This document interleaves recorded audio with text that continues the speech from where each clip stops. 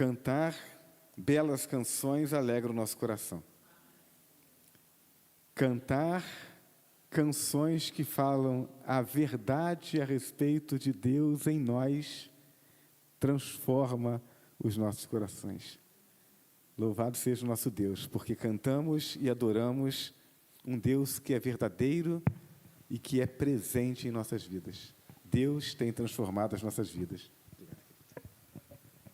Deus tem se revelado a nós.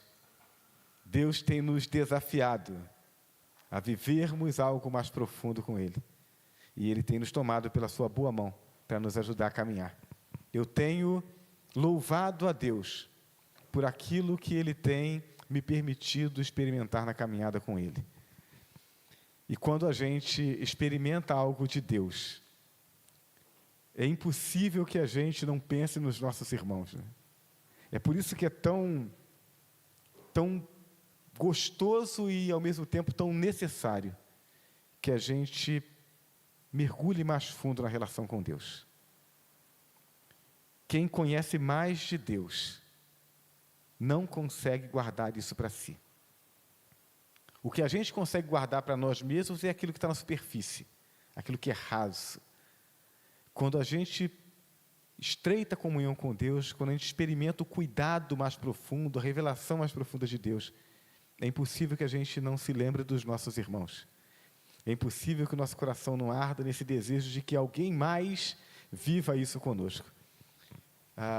Eu quero compartilhar com os irmãos, antes de nós lermos o texto, né, e caminharmos no nosso estudo, eu quero compartilhar com vocês sobre algo que me marcou nesse sentido.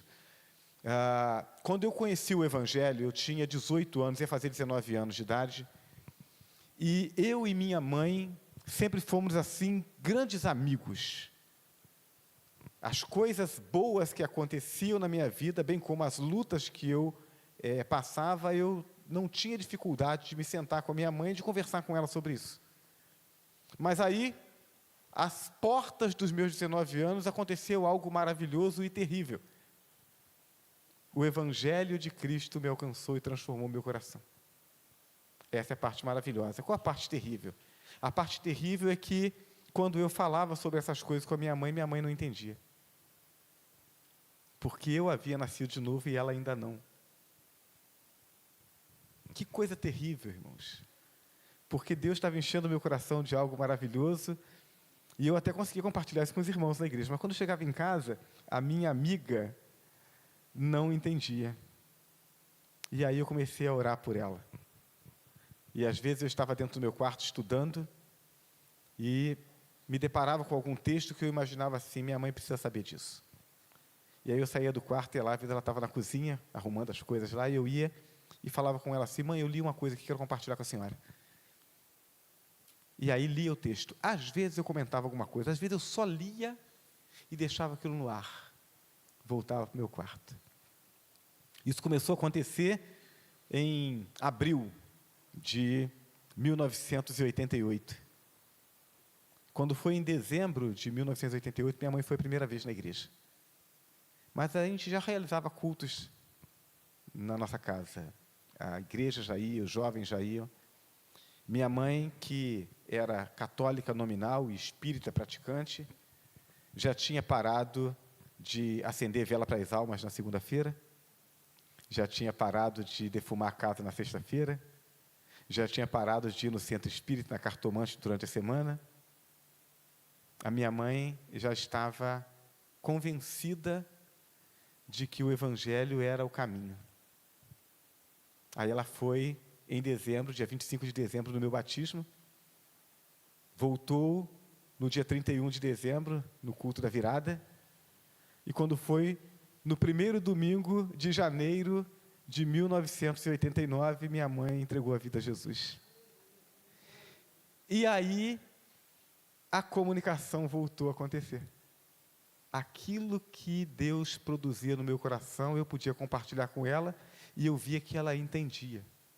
E aquilo que Deus trabalhava no coração dela, compartilhava comigo. Que coisa boa isso. Quando Deus trata o nosso coração, a gente não tem como guardar para a gente. A gente quer compartilhar com os outros. E que frustrante quando a gente compartilha com o irmão e a gente olha para a cara dele e está olhando para a cara da gente assim como se não estivesse entendendo nada. Então, a gente precisa orar para que Deus nos ajude a aprofundarmos nossa relação com Ele. E depois a gente precisa orar para que Deus faça a mesma coisa no coração dos nossos irmãos, para que a gente possa viver as grandes experiências com Deus e a gente tenha com quem compartilhar. Amém? Então eu quero compartilhar com os irmãos Filipenses capítulo 4, verso de número 8. Filipenses 4, verso 8. Paulo, escrevendo aos crentes na cidade de Filipos, escreve assim: finalmente, irmãos, tudo que for verdadeiro, tudo que for nobre, tudo que for correto, tudo que for puro, tudo que for amável, tudo que for de boa fama, se houver algo de excelente ou digno de louvor, pensem nessas coisas. Esse é o conselho de Deus ao nosso coração. Feche seus olhos, vamos orar. Nosso Deus e nosso Pai, rogamos ao Senhor que nos conduza de forma segura e de forma clara nessa nossa jornada em busca de uma intimidade maior contigo e na construção dessa vida poderosa de oração. Que nessa noite, mais uma vez, o Senhor nos ajude a entender e a conhecer mais uma ferramenta, mais uma faceta dessa caminhada, dessa disciplina de oração, para que a gente possa ir ajustando a nossa vida, Senhor. Enquanto vamos conhecendo, entendendo o que fazer, que o Teu Espírito Santo nos conduza, não só nesse entendimento cada vez mais profundo, mas na disposição e na disciplina de colocarmos em prática. E fazendo assim, Senhor, ajuda-nos a irmos chegando mais perto, a nos tornando mais sensíveis à voz do Senhor, para que então, ó Deus, possamos crescer na graça, no conhecimento do Senhor, na intimidade com o Senhor. A nossa alegria cresça e o poder do Senhor se manifeste de forma mais livre em nós e através de nós, para a glória do Teu nome e para a expansão do Teu reino. Essa é a oração que nós fazemos ao Senhor, em nome de Jesus. Amém? Muito bem, meus irmãos. Na semana passada nós falamos a respeito dessa parte, né, da oração, que é a parte da confissão. Precisamos confessar. Mas, tendo falado sobre a importância da confissão e da purificação dos pecados, nesse processo de aperfeiçoamento do caráter cristão, cuja consequência seja, dentre outras, uma vida de oração mais poderosa, e tendo vivido os pecados, dividido os pecados por categorias, né? Falamos sobre 7 diferentes categorias de pecado. Então, hoje a gente começa a olhar para cada uma dessas características de forma particular. Eu preciso confessar meus pecados. E não adianta eu chegar diante de Deus e dizer: Senhor, perdoa meus pecados. Deus quer perdoar, mas se eu não nominar os meus pecados, eu não encontro força, nem disciplina e nem objetividade para poder vencê-los. Então, tendo separado os pecados por classe, nós vamos hoje começar a falar sobre os pecados de pensamento. Pastor, mas pecado de pensamento? Tem tanto pecado mais sério, tem tanto pecado pior, tem tanto pecado que traz tanto prejuízo. A gente vai falar sobre pecado de pensamento. Será que não tem pecado mais grave para a gente tratar? Na verdade, meus irmãos, nós vamos entender porque a Bíblia chama a nossa atenção para cuidarmos da nossa mente. E não é sem razão que a Bíblia diz isso. Mateus capítulo 15, verso 19, o Senhor Jesus diz assim: porque do coração procedem os maus pensamentos, homicídios, adultérios, prostituição, furto, falso testemunho e blasfêmia. Do coração. Coração, sede das emoções, de dentro de nós. É do nosso interior que procedem essas coisas, não de fora. Essas coisas não nascem fora e entram em nós. Essas coisas nascem, elas são alimentadas dentro de nós, antes de elas se manifestarem fora de nós. Então eu preciso cuidar da minha mente. Eu preciso cuidar daquilo que eu estou pensando, daquilo que eu estou cultivando dentro da minha mente. Eu preciso dar atenção para isso. Dando atenção para isso, eu cresço espiritualmente. Tudo aquilo que o homem produz, tanto de bom quanto de ruim, tem origem no seu interior, nos seus pensamentos.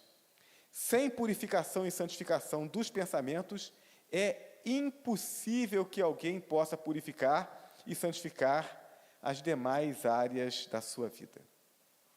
Se eu alimento a minha mente com coisas ruins, se eu permito que pensamentos ruins, que desejos ruins se instalem, criem raízes, se desenvolvam dentro da minha mente, meus irmãos, é impossível que as demais áreas da minha vida sejam santificadas.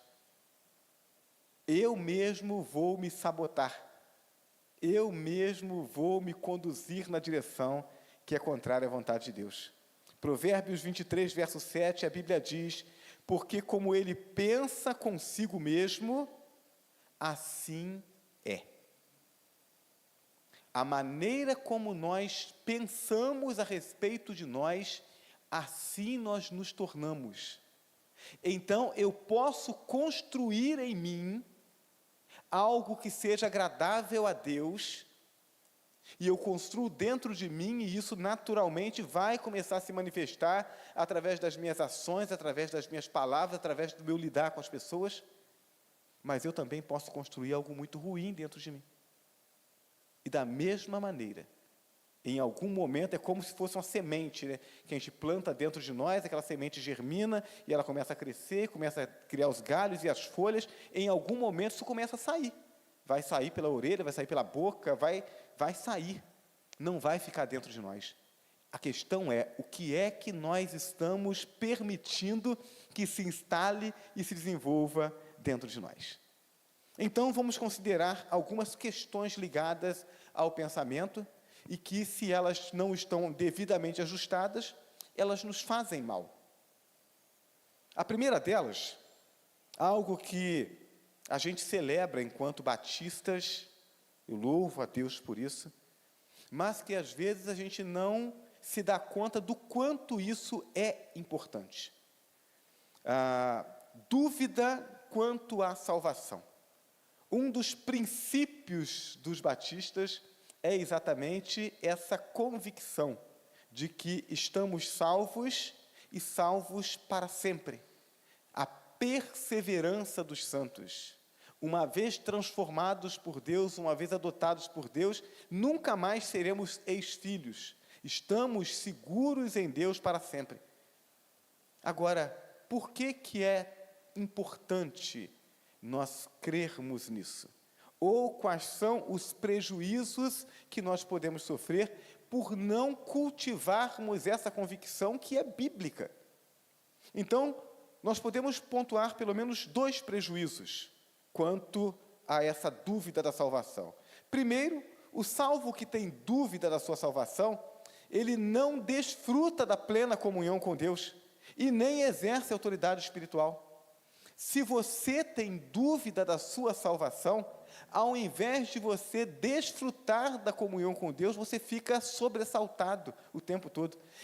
Nesses últimos dias, eu tenho ouvido diferentes pessoas falando sobre essa preocupação, esse medo de cometer algum erro e de Jesus voltar naquele momento e ele ficar por causa do seu erro. Isso rouba a paz. Eu não vou para o céu por causa dos meus acertos. Eu vou para o céu porque Jesus Cristo me alcançou com a sua graça. Se eu tivesse conquistado, se eu tivesse feito algo muito bom, que dissesse assim, irmão, porque eu acertei aqui, fiz algo bom demais, então agora eu mereço o céu, então eu estaria morrendo de medo, porque no momento seguinte eu poderia perder essa salvação, porque a gente é passivo de erro. Mas não foi por causa do nosso acerto, foi por causa do acerto de Jesus.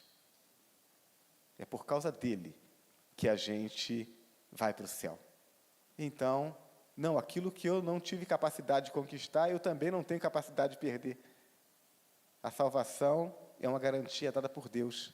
A perseverança dos santos, na verdade, é a perseverança de Deus. Deus persevera pelos seus. Qual é o segundo prejuízo? O segundo prejuízo é no caso do não salvo, que pensa estar salvo. Veja, quando nós cultivamos essa ideia da incerteza da salvação, o salvo perde a paz e o não salvo acredita que pode estar no caminho certo, porque o não salvo tem dúvida mesmo. E é natural mesmo que tenha, porque ele não está salvo. Mas se o salvo tem dúvida, o não salvo acredita que está tudo bem, ele tem dúvida também. E aí o não salvo acredita que o fato de ele estar na igreja, dele estar participando dos trabalhos da igreja, isso é o suficiente. Quando nós trabalhamos no coração do nosso povo, a confiança na salvação que há em Deus, aquele que é salvo aprende a descansar em Deus. E aquele que não é, ele olha para dentro dele e ele diz assim: as pessoas têm segurança, mas essa segurança não está em mim. Então tem alguma coisa errada. Eu preciso resolver isso. E essas pessoas serão conduzidas pelo menos à reflexão, que os levará ou a dizer, bom, o que precisa haver na minha vida para que eu esteja com Deus é santidade demais. Uma vez uma pessoa me procurou na igreja, lá em Valença, para falar que queria ser membro da nossa igreja. Mas ela estava assim com algumas coisas muito, muito erradas na vida dela. E ela perguntou assim: pastor, posso frequentar a igreja? Eu falei: claro que pode, vai ser um prazer poder ajudar você na caminhada e tal, tal.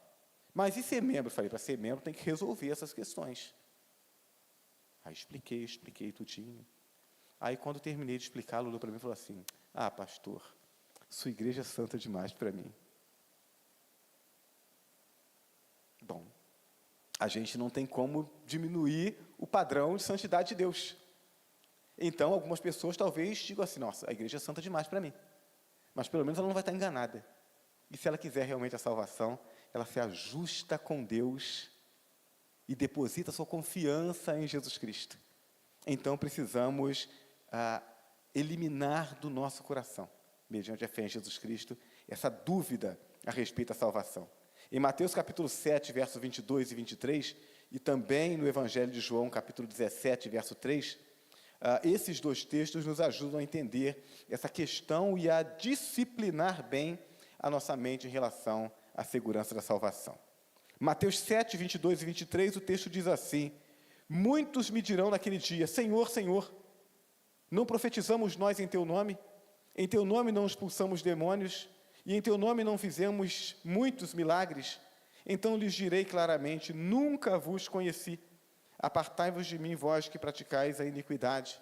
Jesus está falando sobre pessoas que estavam na igreja, mas que não estavam em Jesus.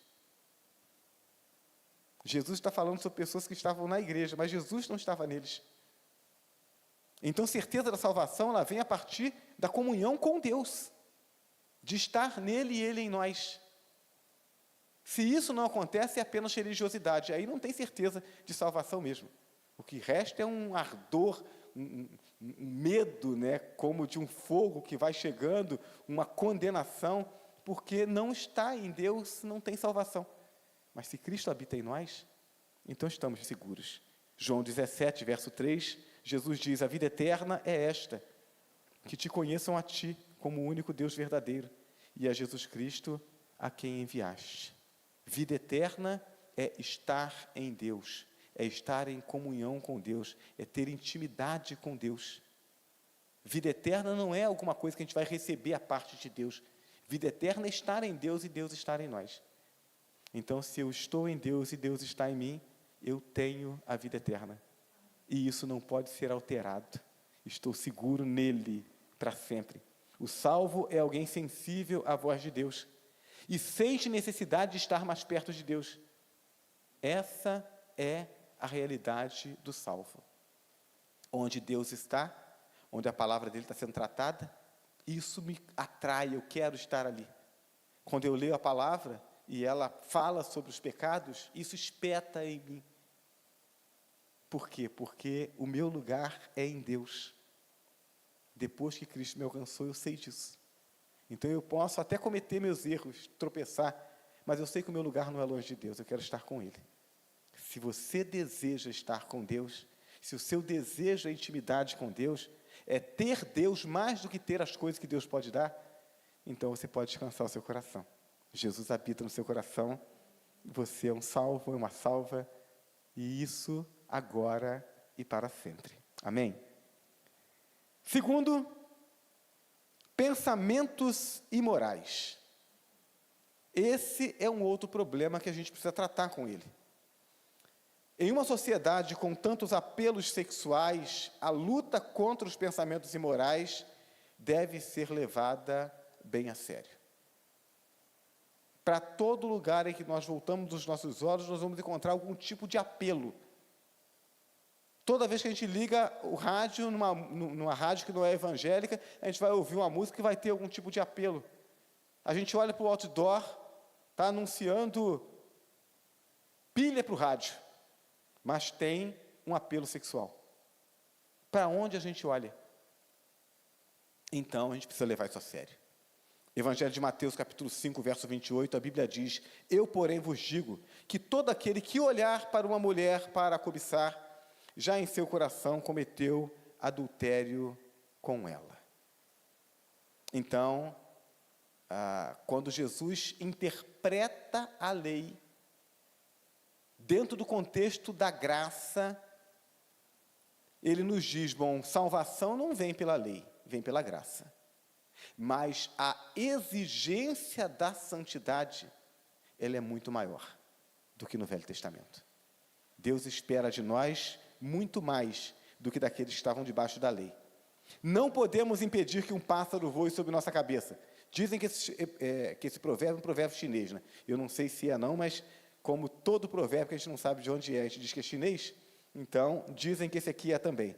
Não se pode impedir que um pássaro voe sobre nossa cabeça, mas podemos impedir que ele faça ninho. Então, eu posso não conseguir impedir que um pensamento ruim passe pela minha cabeça. Agora, escolher cultivá-lo, escolher nutri-lo, mantê-lo aqui, essa escolha é minha. E aí eu tenho que responder isso diante de Deus. O pecado, portanto, está em nutrir tais pensamentos, o que acabará transformando a sua conduta. Aquilo que eu permitir que habite o meu pensamento, em algum momento vai se transformar em palavras, vai se transformar em valores, vai se transformar em atitudes. Por isso, em Romanos 12, verso 2, a palavra de Deus nos apela: e não vos conformeis a este mundo, mas transformai-vos pela renovação da vossa mente, para que experimenteis qual seja a boa, agradável e perfeita vontade de Deus. Meus irmãos, a gente vive um tempo em que as pessoas procuram a igreja do pastor de poder.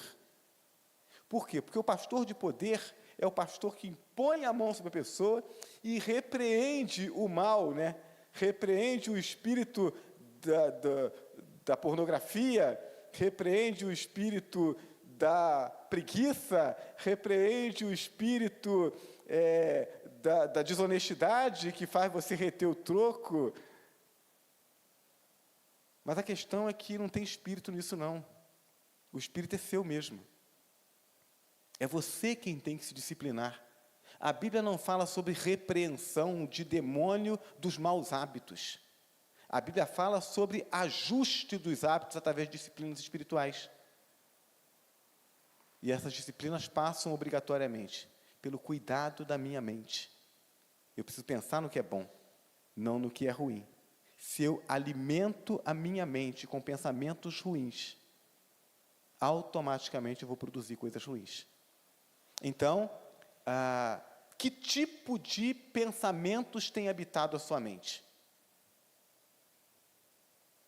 Vai depender daquilo que você lê, daquilo que você assiste na TV, das conversas que você tem, da roda de amigos com os quais você compartilha as piadas, os assuntos do dia a dia. Se eu não me posicionar contra o pecado me corrompe. Então, eu preciso alimentar a minha mente com coisas que sejam saudáveis. Eu preciso transformar a minha mente a partir do meditar nas coisas de Deus. Transformai-vos pela renovação da vossa mente, para que experimenteis qual seja a boa, agradável e perfeita vontade de Deus. Eu quero experimentar a vontade de Deus na minha vida, que eu reconheço que é boa, agradável e perfeita. Eu preciso começar trabalhando na minha mente. Não dá para a gente terceirizar a responsabilidade que é nossa. Deus nos diz que nós precisamos disciplinar os nossos pensamentos. Eu não posso terceirizar isso. Isso é uma responsabilidade minha. Não é do pastor, não é do diácono, não é do professor da escola bíblica, não é do líder do pequeno grupo. Essa responsabilidade é minha. Eu preciso cuidar da minha mente. Terceiro, deformação de valores. Tudo aquilo que nós temos como valores está na nossa mente. Está cravado aqui em nós. Ou foi construído pelos nossos pais na nossa criação, ou foi construído, ou reconstruído, ou reformulado a partir do nosso conhecimento de Deus. O problema é que se dentro da minha mente esses valores não estão ajustados à vontade de Deus, no dia a dia, nas conversas, o meu discurso é afinado com a palavra. Mas na hora que eu tenho que tomar as decisões mais sérias da minha vida, o que vai valer são esses valores que estão plantados lá dentro. Então eu preciso trabalhar, preciso cuidar para que os valores espirituais que foram construídos em mim, eles sejam resguardados. E os valores que estão construídos em mim, que não estão ajustados à palavra, eles sejam destruídos para dar lugar à palavra de Deus. Então, frases bonitas, belas músicas e poesias, contos e enredos românticos podem trazer conceitos errados, os quais muitas vezes são abraçados como verdade. As pessoas me perguntam assim: pastor, tem problema em a gente ouvir música popular? E eu digo, depende. Eu tenho pouco tempo para ouvir música. Então, eu não consigo, tem gente que consegue, né? Tem gente que consegue ler um livro com a música tocando. Tem gente que consegue preparar um estudo com a música tocando. Eu não consigo. Então, eu tenho pouco tempo para ouvir música. O pouco tempo que eu tenho para ouvir música, eu quero ouvir músicas que me ajudem a chegar onde eu quero chegar. Então, eu quero ouvir músicas que me inspirem. Músicas que me façam pensar nas coisas de Deus. Agora, é pecado ouvir uma música popular? Depende da música. Existem músicas que são verdadeiras poesias. Existem músicas que, embora elas não sejam religiosas, mas elas são, no ponto de vista moral, no ponto de vista relacional, elas são inspiradoras. Mas eu preciso ficar atento. Porque tem música que a poesia é linda. Mas você vai olhar aquilo que está sendo defendido ali, que está sendo propagado através daquela música, não está ajustado aos nossos valores. Não é exatamente aquilo que eu creio. Eu tenho uma dificuldade enorme com as tais das músicas, essas músicas sertanejas, né, que o pessoal fala que é sofrência. Eu digo, como é que pode, né, você cantar uma música dessa se você não está vivendo aquilo? Se você está vivendo, tem que orar a Deus, pedir a Deus misericórdia, Senhor, né, tira esse problema da minha vida. E se você não está vivendo, você vai cantar isso por quê, gente? Pelo amor de Deus. Então, a gente tem que ser objetivo. E existem músicas, irmãos, que elas trazem valores que estão na contramão dos valores éticos, dos valores morais, dos valores espirituais cristãos. Tem música que traz mensagem espírita. E o crente está ali cantando, né? Ah, que coisa linda. Linda nada. Então, o que acontece? Quando eu permito que uma música, uma poesia que mexe com a minha emoção, mas que traz uma mensagem contrária à vontade de Deus. Quando eu permito que isso faça parte da minha vida, essa mensagem errada, mergulhada nessa emoção gostosa, ela deforma os meus valores. É disso que se trata. Eu estou permitindo muitas vezes, né, não é difícil, né, você assiste um filme em que o mocinho do filme, ele só é mocinho dentro do contexto principal do filme.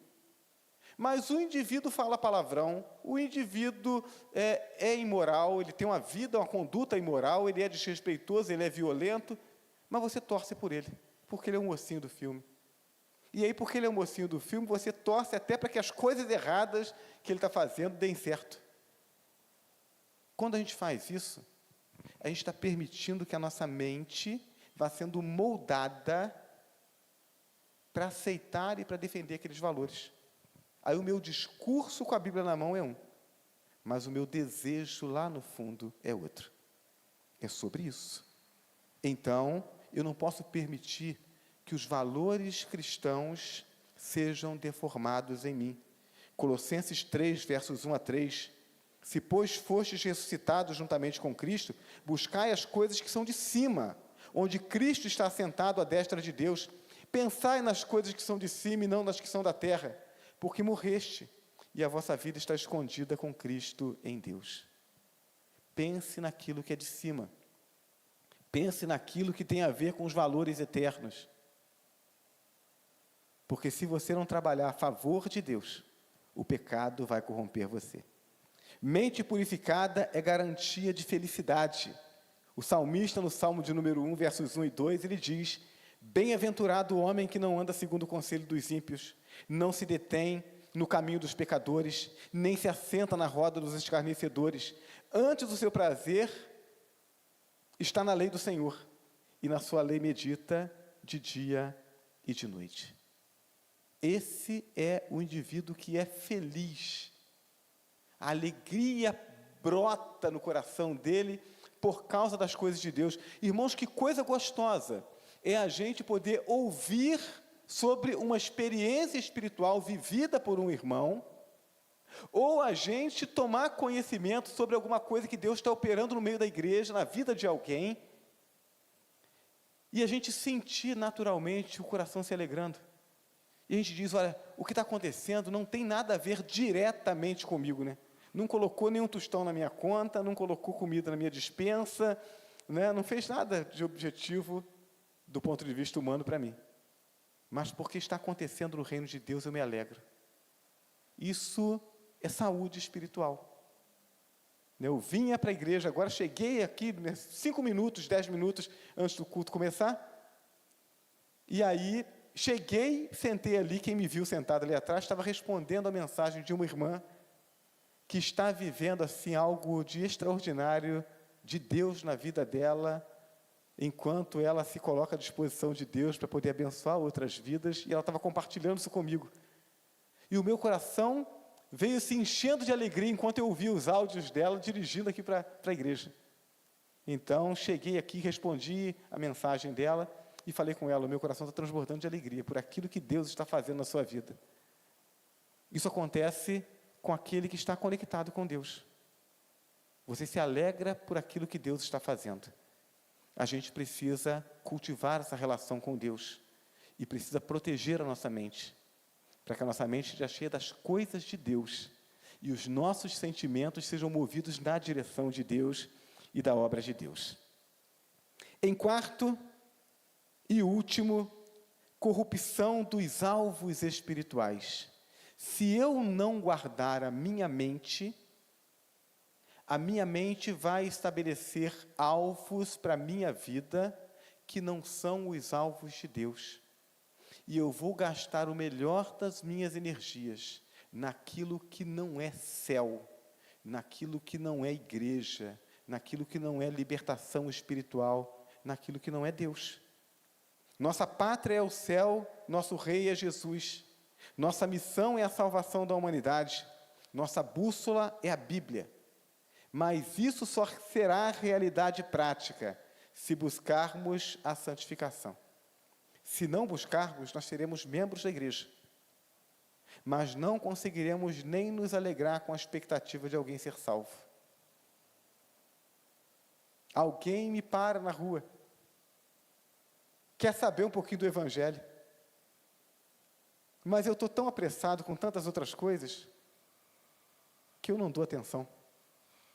Quando isso acontece, isso é um indicador de que o meu reino, o reino que eu estou buscando, ele não está no céu, ele está aqui.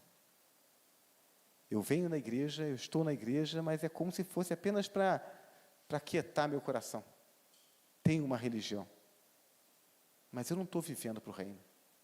Eu não estou trabalhando para a edificação das almas.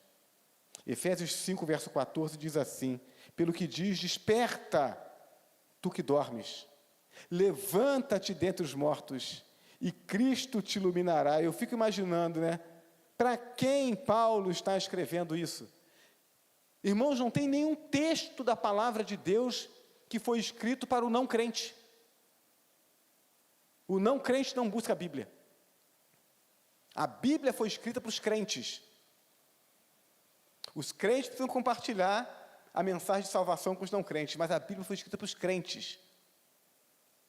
Paulo está escrevendo aqui para crentes: desperta, tu que dormes, levanta-te dentre os mortos. Tem gente viva porque o Espírito Santo habita nela, mas está dormindo entre os mortos.